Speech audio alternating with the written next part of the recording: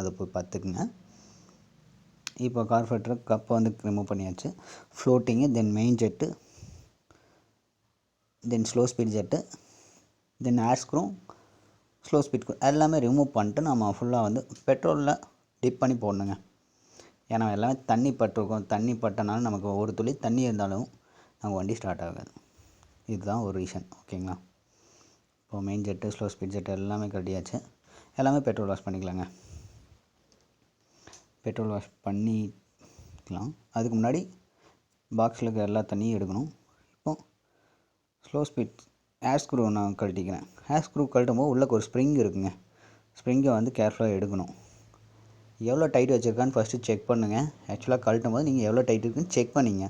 முன்னாடி எந்த டைட்டுக்கும் நாம் ஆல்ரெடி வைக்க போகிற டைட்டுக்கும் வித்தியாசம் இருக்கும். சம்டைம்ஸ் சேமாக கூட இருக்கலாம். வித்தியாசம் கண்டிப்பாக கொஞ்சமாவது வருங்க. அதனால் இப்போ இதில் ஒரு ஸ்க்ரூ இருக்கும். ஸ்க்ரூவை கழட்டிட்டு அதுக்குள்ள ஒரு ஸ்ப்ரிங்கு கண்டிப்பாக இருக்கும்.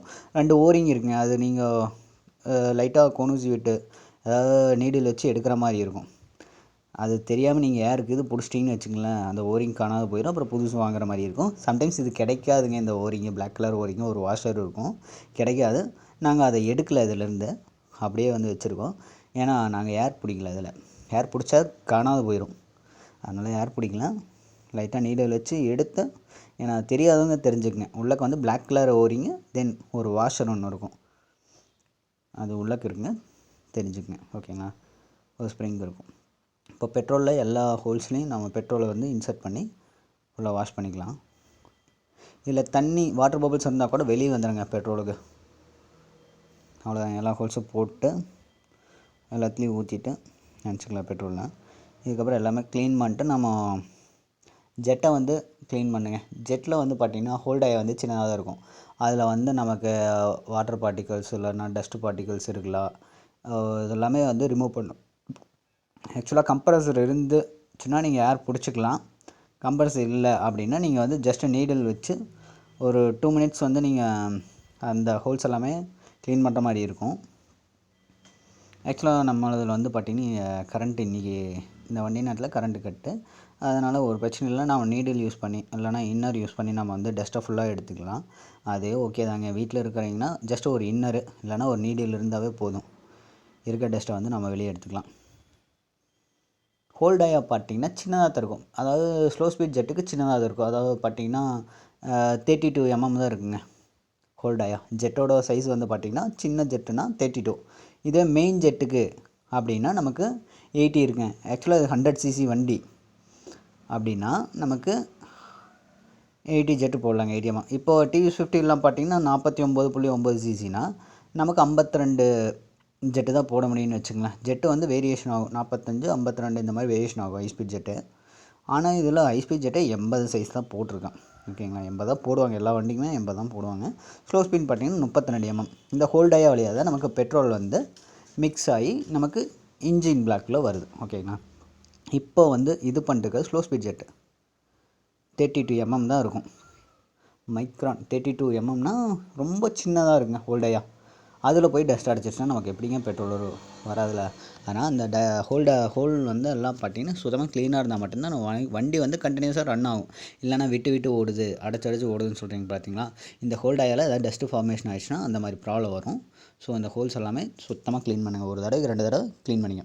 ஏன்னா இது வழியாக தான் பெட்ரோலே நமக்கு இன்ஜின் பிளாக்கில் சப்ளை ஆகும். அதனால் இதுதான் இம்பார்ட்டன்ட். இதேமாதிரி திருப்பி யூஸ் பண்ணி நீங்கள் சுத்தமாக க்ளீன் பண்ணிட்டு திருப்பி யூஸ் பண்ணுங்க. ஏன்னா இந்த திருப்பிலியில் இருக்க டஸ்ட்டு ஹோல்டாயில் போய் அடிச்சுக்கலாம் டைட் பண்ணும்போது. இந்த பிரச்சனையெல்லாம் இருக்குங்க. அதெல்லாம் சொல்கிறேன், ஸ்கிப் பண்ணாத பாருங்கள் வீடியோவை. இப்போ மெயின் ஜெட்டு, பெரிய ஜெட்டு நம்ம க்ளீன் பண்ணுறோம். இதோட ஹோல்டாயை பார்த்தீங்கன்னா 80 சைஸ் 80 பாருங்கள் மென்ஷன் பண்ணியிருப்பாங்க. இந்த ஹோல்ஸ் எல்லாமே வந்து இன்னர் விட்டு நீங்கள் ஃபுல்லாக டஸ்ட் எல்லாமே வெளியே எடுக்கணும். ஓகேங்களா? இந்த மாதிரி இன்னர் விட்டு ரொட்டேட் பண்ணிட்டு சுத்தமாக ஊதி போடுங்க. கம்ப்ரஸர் இருந்தால் ஏர் பிடிச்சிக்குங்க. ஃபுல்லாக ஏருக்கு பிடிக்கும்போது கேர்ஃபுல்லாக பிடிக்கும்போது ஜெட்டு பறந்துடும். ஃபுல்லாக டைட் பண்ணிங்க. இந்த மாதிரி திருப்பி சுத்தமாக துடைச்சிட்டு யூஸ் பண்ணுங்கள். டஸ்ட் இருந்தால் நமக்கு தான் ப்ராப்ளம். இவ்வளோ வேலையும் பண்ணி கடைசியில் வண்டி ஓடல பாரு அப்படின்னு சொல்லக்கூடாதுங்கண்ணா. ஆனால் திருப்பி எல்லாமே க்ளீனாக இருக்கணும். டைட் பண்ணும்போது டஸ்ட்டு போய் அடைச்சிக்காமல் இருக்கிறதுக்காங்க. டைட் வந்து நல்லா பண்ணிக்கங்க. சில பேர் டைட் வைக்காமல் ஜெட்டு வந்து பார்த்திங்கன்னா அந்த கப்புக்குள்ளேயே விழுந்துடும். அதுக்கப்புறம் வண்டியே ஸ்டார்ட் ஆகாது. இந்த மாதிரியெல்லாம் நடந்திருக்கு. அதனால் இந்த நீடில் வந்து நல்லா இருக்கான்னு செக் பண்ணும். இதுதான் வந்து பெட்ரோல் அடைக்கிறது. இந்த பிளாக் கலர் நீடிங் கீழே பெட்ரோலை போய் அடைக்கிறது. இது வந்து கொஞ்சம் மோசமாக ஏதாவது சொத்தையாக இருந்துச்சுன்னா நமக்கு பெட்ரோல் அடைக்காது. பெட்ரோல் வந்து கப்பில் வந்து ஸ்டோர் ஆகி ஃப்ளோட்டிங் ஆகி கீழே ஃப்ளோ ஆகிட்டே இருக்குங்க. எக்ஸஸ் பெட்ரோல் வந்து கீழே ஃப்ளோ ஆகிட்டே இருக்கும். அதனால் அந்த நீடில் வந்து இம்பார்ட்டன்ட். அந்த ஃப்ளோட்டிங் எல்லாமே இம்பார்ட்டன்ட்ங்க. கார்பரேஷனாக ஒரு ஹார்ட்டு வண்டிக்கு நமக்கு எப்படி ஹார்ட்டோ வண்டிக்கு அதுதான் ஹார்ட்டு. ஓகேங்களா? ஏர் அண்ட் ஃபியூல் வந்து மிக்ஸ் பண்ணி நம்ம இன்ஜின் பிளாக்லாம் அனுப்புறது இதுதான். அதனால் கேர்ஃபுல்லாக வேலை செய்யுங்க. இப்போ எல்லாமே ஃபிட் பண்ணிட்டேன். ஆக்சிலேட்டர் கேபிள், தென் சோக் கேபிள், தென் பெட்ரோல் டியூப் எல்லாமே அசம்பிள் பண்ணியாச்சு. அதுக்கப்புறம் நான் வந்து ஏர் ஃபில்டரும் போட்டேங்க. சில ஸ்க்ரூ போட்டு புதுசு ஏர் ஃபில்டர் ஸ்பாஞ்சு போட்டு இப்போ வண்டி ஸ்டார்ட் பண்ணுற பாருங்க. ஆக்சுவலாக இன்ஜின் பிளாக்கில் இன்னும் தண்ணி வெடிக்கல. சைலன்சர் மாட்டில் பிளக்கும் ரிமூவ் பண்ணிட்டேன். ஓகேங்களா? வண்டி வந்து ரிமூவ் பண்ணிட்டேன். வண்டியை ஸ்டார்ட் பண்ணுற பாருங்கள், ஸ்டார்ட் ஆகலை. இன்னுமே தண்ணி இருக்குது. வண்டி தண்ணி இருக்குன்னா வண்டி ஸ்டார்ட் ஆகுது கண்டிப்பாக. இதுக்கப்புறம் ப்ளக்கை போட்டு சைலன்சரை மாட்டக்கூடாதுங்க. ப்ளக்கை மட்டும்தான் போடணும். இப்போ வந்து ஃபுல்லாகவே ஸ்டார்ட் ஆகலை. ஒரு தடவை ஸ்டார்ட் ஆச்சு, மறுபடியும் ஆஃப் ஆயிடுச்சு. அப்படின்னு இன்னும் தண்ணி இருக்குதுன்னு அர்த்தம். ப்ளக்கை வெளியே எடுத்துகிட்டு மறுபடியும் ப்ளக்கை வந்து துடைச்சி போடணும். ஓகேங்களா? இப்போ ப்ளக்கை வெளியே எடுத்துக்கலாம். கொஞ்சம் கொஞ்சமாக சூடாக நமக்கு தண்ணி வந்து எவாபரேட் ஆகிருங்க இன்ஜினுக்குள்ளே. கொஞ்சம் ஸ்டார்டிங் வந்து ட்ரபிளாக இருக்கும். அதுக்கப்புறம் பிக்கப் ஆகிடுச்சுன்னா பிரச்சனையே இருக்காதுங்க. ப்ளக்கை வந்து சுத்தமாக துடைச்சி போட்டுடலாம். போட்டு அகைன் ஸ்டார்ட் பண்ணலாம். ஃபுல்லாக டைட் பண்ணிக்கலாங்க. ப்ளக்கை டைட் பண்ணும்போது கேர்ஃபுல்லாக டைட் பண்ணிங்க. பாதி டைட் வச்சு வச்சிங்கன்னா அவ்வளோதான், முடிஞ்சு போச்சு. மரம் கழட்டுரும். இப்போ ஸ்டார்ட் பண்ணலாம் வண்டியை. ஒரு துளி தண்ணி இருந்தாலும் வண்டி ஸ்டார்ட் ஆகாதுங்க. அதான் இப்போ நடந்துகிட்டு இருக்கேன். ஆனால் எதுவுமே ப்ளக்கை க்ளீன் பண்ணிட்டு போடணும். ஆக்சுவலாக வண்டி வந்து ஸ்டார்ட் ஆச்சுங்க. கொஞ்சம் ஸ்டார்ட் ஆச்சு, மறுபடியும் தண்ணி அடிச்சிருச்சு. ஆனால் மறுபடியும் வந்து ப்ளக்கை வந்து க்ளீன் பண்ணி போடுங்க. ஆஸ் யூஷுவல் ஒரு 2-3 டைம்ஸ் இந்த மாதிரி க்ளீன் பண்ணி போட்டிங்கன்னா அதுக்கப்புறம் பிக்கப் ஆகிக்கும் வண்டி. ஒரு பிரச்சனை இல்லை. இப்போ ப்ளக்கை வந்து கழட்டி க்ளீன் பண்ணி போட்டு ஸ்டார்ட் பண்ணுவோம். இப்போ பாருங்கள், ஸ்டார்ட் ஆகிடுச்சா?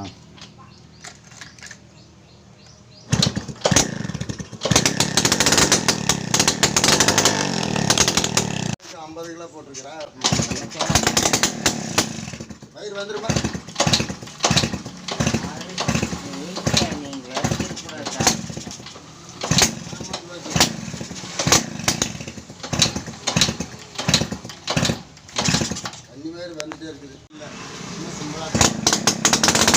இப்போ பிக்கப் ஆகிடுச்சின்னு நினைக்கிறேன். ஆக்சுவலாக வண்டி ஸ்டார்ட் ஆகிடுச்சு. அகைன் வந்து ஸ்டார்ட் பண்ணி பார்க்கலாம்.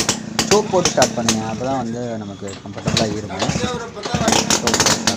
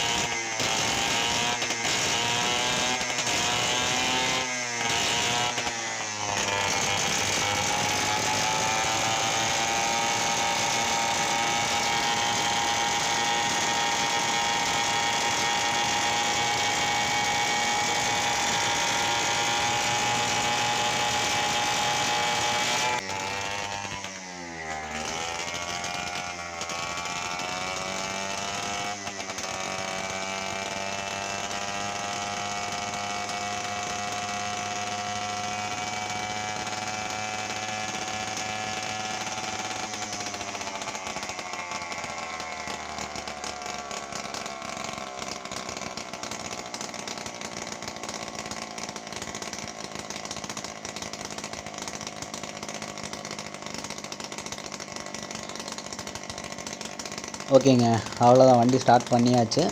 இனி நம்ம ஏர் ஃபில்டர் எல்லாமே அசம்பிள் பண்ணி ஆகணும். ஏர் ஃபில்ட்ரு, சைலன்சர் எல்லாமே அசம்பிள் பண்ணிக்கலாம். இது போக இன்னொரு பெண்டிங் இருக்குங்க. என்னென்னா ஆயில் வந்து மாற்றணுங்க. ஆயிலுக்குள்ளே தண்ணி பூந்துருக்கும், அதனால் ஆயில் வந்து கெட்டு போயிருக்கும். இப்போ ஆயிலை பிடிங்கிட்டு பார்க்குறேன் பாருங்கள், ஆயிலோட கலரே வந்து வேறியாயிருச்சு தண்ணி மிக்ஸ் ஆனதுனால. அதனால் கண்டிப்பாக ஆயில் மாற்றி ஆகணும். ஆயில் மாற்றும்போது கீழே வந்து 13 mm போல்ட் இருக்குது பார்த்தீங்களா, அந்த போல்ட்டுக்கு வந்து ஒரு ஃபைபர் வாஷர் வரும். இந்த போல்ட்டுக்கு வந்து ஒரு ஃபைபர் வாஷர் புதுசு போடணுங்க. நீங்கள் ஃபுல்லாக க்ளீன் பண்ணிட்டு இந்த ஃபைபர் வாஷர் போட்டாக்க மேலே 10 mm ஃபைபர் வாஷர் ஒன்று போடணும். இங்கே ஃபுல்லாகவே க்ளீன் பண்ணிங்க. ஏன்னா டஸ்ட் எதாவது ஃபார்ம் இருந்தால் நமக்கு அதில் வந்து லீக் ஆகிறதுக்கு வாய்ப்பு இருக்குது. ஆனால் ஃபுல்லாக க்ளீன் பண்ணிட்டு பழைய ஓரிங் இருந்தால் எடுத்துருங்க. சில பேர் பழைய ஓரிங் இருக்கிறத மறந்துடுவாங்க, அப்படியே போட்டாங்கன்னா நமக்கு லீக் வரும். ஸோ இதெல்லாம் ஒரு ரீசனுங்க. ஆயில் வந்து லீக்கேஜ் ஆகிறது எதனால் வந்து நம்மளோட கேர்லெஸ்னஸ்னால நமக்கு வந்து இந்த மாதிரி ப்ராப்ளம்லாம் ஃபேஸ் பண்ண வேண்டியது வரும். ஸோ பழைய ஓரிங் அப்படியே ஒட்டிகிட்டு இருக்கும், அதை எடுக்கணும். எடுத்துகிட்டு புது ஓரிங் போட்டுங்க. ஃபைபர் வாஷர் போட்டு நம்ம 12-13 ரிங்ஸ் வச்சு டைட் பண்ணிக்கலாம். டைட் பண்ணதுக்கப்புறம் நம்ம லெவல் நெட் இருக்குது பார்த்தீங்களா, ஆயில் லெவல்னு ஒன்று மென்ஷன் பண்ணியிருப்பேன். அதில் 10 mm ஸ்பேனர் போட்டு அதை லூஸ் பண்ணணும். அந்த போல்ட்டை அதுக்கும் ஃபைபர் வாஷர் நீங்கள் கண்டிப்பாக போட்டாகணுங்க. ஏன்னா அதுலேயும் லீக் வரும் சம்டைம்ஸ். அது லெவல் எதுக்கு அப்படின்னா, நீங்கள் வந்து ரொம்ப நாள் ஓட்டிட்டீங்க, உங்களுக்கு ஆயில் செக் பண்ணணும் அப்படின்னா இந்த 10 mm போல்ட் இருக்குது பார்த்தீங்களா, இதை லூஸு விட்டு செக் பண்ணினா போதும். இந்த லெவலில் இருந்தாவே ஆயில் வந்து ஓகே. இந்த லெவலுக்கு கீழே போயிடுச்சுன்னா நம்ம கண்டிப்பாக ஆயில் மாற்றி ஆகணுங்க. இல்லைனா கிளச்சு பெல்லு, கிளச்சு ஷூவு இது எல்லாமே ரீப்ளேஸ்மெண்ட் பண்ணுற மாதிரி இருக்கும். வண்டி சீஸ் ஆகி தான் நிற்கும். வண்டியோட நாய்ஸே வேரி ஆகுங்க ஆயில் இல்லைன்னா. ஓகேங்களா? ஏன்னா ஓவர் ஹீட் ஆகாமல் நமக்கு ஆயில் சீல் எல்லாமே டேமேஜ் ஆக சான்ஸ் இருக்குது. எல்லாமே வந்து டேமேஜ் ஆகும். பாருங்கள், இந்த நெட்டில் வந்து பார்த்திங்கன்னா ஃபைபர் வாஷரே இல்லை, போடாமே விட்டுருக்காங்க. இதனால் ஃபைபர் வாஷர் போடணும்.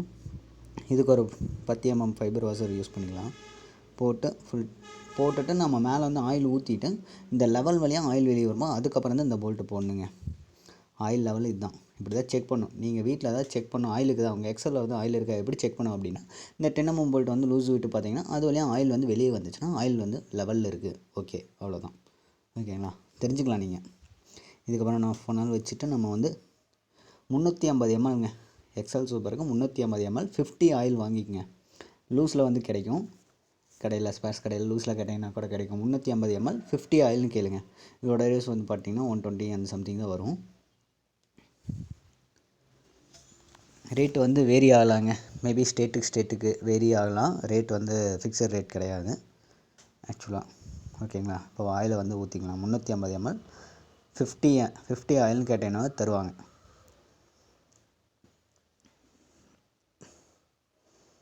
இதுக்கு ஊற்றலாங்க. நீங்கள் 20W40 ஊற்றலாம். ஆனால் 50 ஆயில் பெட்ரு, நம்ம கிளச்சுக்கு பெட்ரு 50 ஆயில். ஓகேங்களா?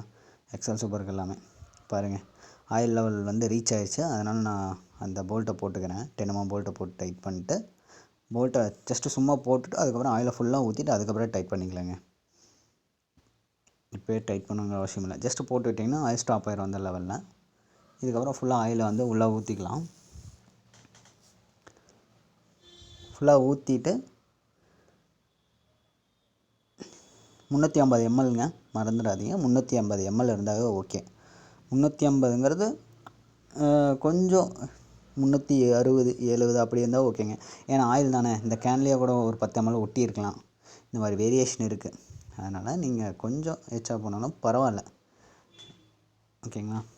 ஆயில் வந்து இந்த கேன்லேயே பாதி ஒட்டியிருக்குங்க. அதனால் கொஞ்சம் எச்சா போனாலும் பரவாயில்ல, ஊற்றிக்கிங்க. ஊற்றிட்டு நம்ம அந்த மேலே ரப்பர் போட்டு டைட் பண்ணிக்கலாம். ரப்பர் நட்டு இருக்குது பாருங்கள், பிளாக் கலர். அது ரொம்ப லூஸாக இருந்துச்சுன்னா நீங்கள் பேஸ்ட்டு போட்டு டைட் பண்ணிங்க. இல்லைனா புதுசு வாங்கி போடுங்க. புதுசு கிடைக்காத பட்சத்தில் நீங்கள் பேஸ்ட் யூஸ் பண்ணி போட்டிங்கன்னா ஓகே.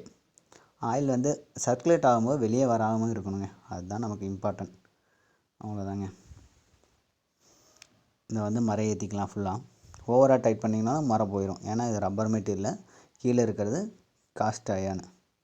அதனால் எது டேமேஜ் ஆனால் நமக்கு ரப்பர் தான் டேமேஜ் ஆகும். ரப்பரில் த்ரெட்டிங் டேமேஜ் ஆச்சுன்னா நமக்கு நிற்காது. அதனால தான் சொல்கிறேன், பேஸ்ட்டு போட்டு ஏற்றிங்க. டைட்டும் ஓவராக வைக்கக்கூடாதுங்க, ஓரளவுக்கு தான் வைக்கணும். ரப்பர் மெட்டீரியல் நான் கட்டிங்கில் யூஸ் பண்ணி லைட்டாக வச்சுக்கிறேன். பார்க்குறதுக்கு ரொம்ப டைட்டாக இருக்கிற மாதிரி தெரியும், ஆனால் நான் அவ்வளோ ஃபோர்ஸ் எல்லாம் கொடுக்கலாங்க, லைட்டாக தான் வைக்கிறேன். அவ்வளோதாங்க. இதுக்கப்புறம் இந்த 10 mm டைட் பண்ணிக்கலாம். டைட் பண்ணும்போது பார்த்திங்கன்னா அந்த ஃபைபர் வாஷர் உடையாமல் டைட் பண்ணும். அதுதான் இதில் இம்பார்ட்டன்ட். லைட்டாக டைட் பண்ணிட்டு ஃபுல்லாக க்ளீன் பண்ணி துடைச்சிக்கலாம். ஏன் அப்படின்னா வண்டி ஸ்டார்ட் பண்ணும்போது நமக்கு ஆயில் வந்து லீக் ஆகுதா அப்படின்னு செக் பண்ணணும். இப்போ வண்டி வந்து ட்ரையல் பார்க்கலாங்க, சவுண்டு எப்படி இருக்குது அப்படிங்கிறது. ஆக்சுவலாக பேரிங் வந்து நாய்ஸ் வருதா அப்படின்னு இப்போ ட்ரையல் செக் பண்ணுவோம். சரிங்களா, ஒரு 2-3 கிலோமீட்டர் ரன் பண்ணி உங்களுக்கு காட்ட போகிறேன் வண்டியோட இன்ஜின் நாய்ஸ் எப்படி இருக்குது. அதாவது வண்டிக்குள்ளே இன்ஜின்குள்ளே தண்ணி போந்துச்சுன்னா பேரிங் நாய்ஸ் வந்து எப்படி வரும், இந்த வண்டியில் ஆக்சுவலாக வரல.